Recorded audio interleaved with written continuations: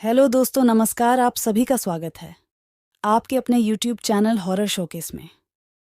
मेरा नाम निकेश है और मैं सिर्फ हॉरर कहानियाँ सुनाता हूँ।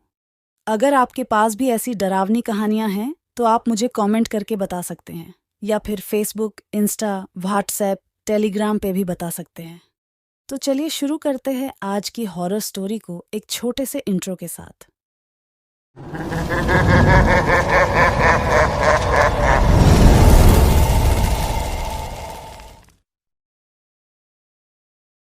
शमशान में हुई घटनाओं के कई साल बाद भी चारों दोस्तों का कोई पता नहीं चला। उनकी हंसी मजाक और रोमांच की तलाश का किस्सा एक चेतावनी बन गया। लोग समझ गए थे कि कुछ रहस्यों को रहस्य ही रहने देना बेहतर है, कुछ सीमाओं को पार नहीं करना चाहिए। शमशान के भूतिया किस्से और भी जोर शोर से सुनाए जाने लगे और वह डरावना इलाका और भी भयानक बन गया। रात काली थी, घना अंधेरा चारों ओर फैला हुआ था। हवा में ठंडक थी जो मानो हड्डियों को चीरती जा रही हो। चार दोस्त शिवम, नेहा, रिया और अर्जुन शहर से दूर स्थित श्मशान के पास खड़े थे। उनकी आंखों में रोमांच की चमक थी, लेकिन उनके दिलों में डर भी छिपा था। स्थानीय लोगों के मुताबिक इस शमशान में एक भयानक आत्मा रहती थी जो रात के वक्त निकलकर इधर उधर भटकती थी। किंवदंती थी कि वह कभी एक युवती थी जिसकी शादी से पहले ही उसकी हत्या कर दी गई थी। उसकी आत्मा शमशान में भटकती रहती है, बदला लेने की ताक में। दोस्तों को इस किंवदंती पर यकीन नहीं था, लेकिन रोमांच का नशा उन्हें रोक नहीं पाया। अचानक नेहा ने अपने बैग से एक छोटा बोर्ड निकाला जिस पर आत्मा को बुलाओ लिखा था। वह बोर्ड पर ओइजा नामक तख्ती को इधर उधर हिलाने लगी। कुछ हो रहा है, अर्जुन ने चिल्लाते हुए कहा। तख्ती तेजी से घूम रही थी, एक अक्षर से दूसरे अक्षर पर जा रही थी। शिवम ने डरते हुए पूछा, यह क्या कह रहा है? रिया ने कांपती आवाज में पढ़ा, मैं यहीं हूँ। उसी पल तेज हवा चलने लगी, चारों ओर की टहनियां हवा में झूमने लगी। शमशान में रखी खोपड़ियां गिरकर बिखर गईं। दोस्तों ने घबराकर एक दूसरे का हाथ पकड़ लिया। अचानक उनके सामने एक सफेद साड़ी पहने महिला की आकृति दिखाई दी।